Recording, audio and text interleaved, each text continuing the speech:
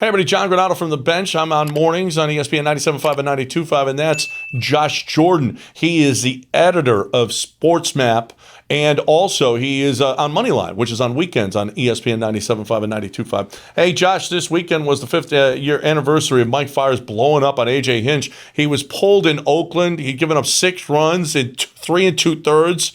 And that moment, Fiers showed no respect for AJ Hinch.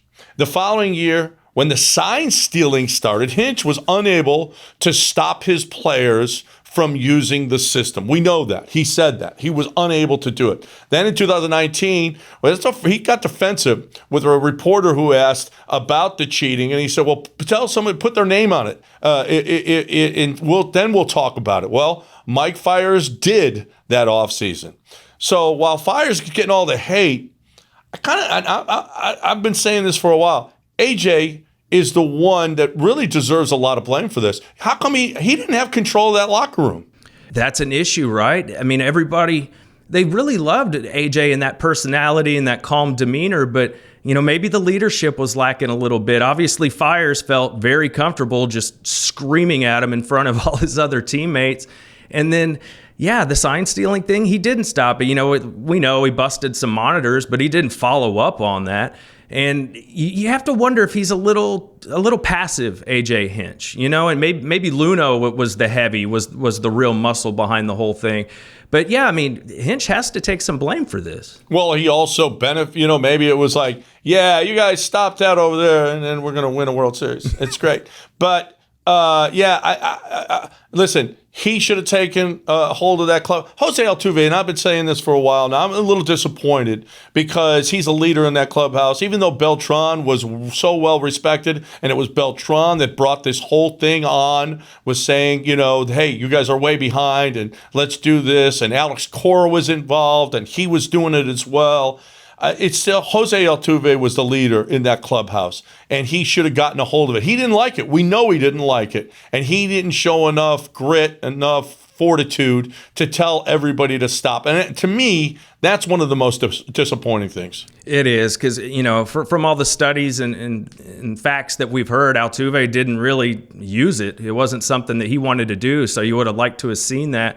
But I think with Hinch, just being so dismissive with the media when they were asking him about the whistling and all that during that press conference. And as you alluded to, he said, somebody put your name on it. Like, you're cheating. Like, why are you challenging people to put their name on it and come after you?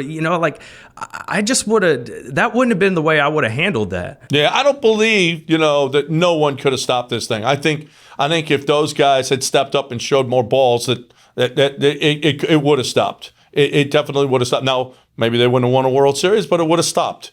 And given all that's come of it, Fiers has got to regret it. I mean, he's known as a rat now. And Ryan Spader was on our show, and he was talking about all the cheating that was going on around baseball.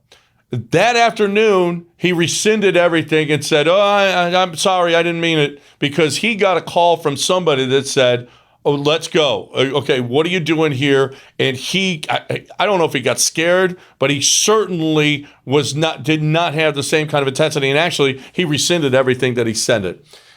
You know what? There's a fear of fan hatred. And I think that's going to prevent anybody from coming out and speaking about corruption in baseball. I agree with you. Maybe once some guys are retired and they're not playing anymore, they're not in that ballpark every day, there's a little separation. Maybe we might start hearing some things. Maybe if it's somebody like Fiers that kind of has an axe to grind, maybe after he retires, that a player like that would speak up about what's been going on. But I have to think with Spader, he might have been threatened with some lawsuits too. Yeah. You got to have proof if you're going to say the Yankees and the Dodgers are cheating.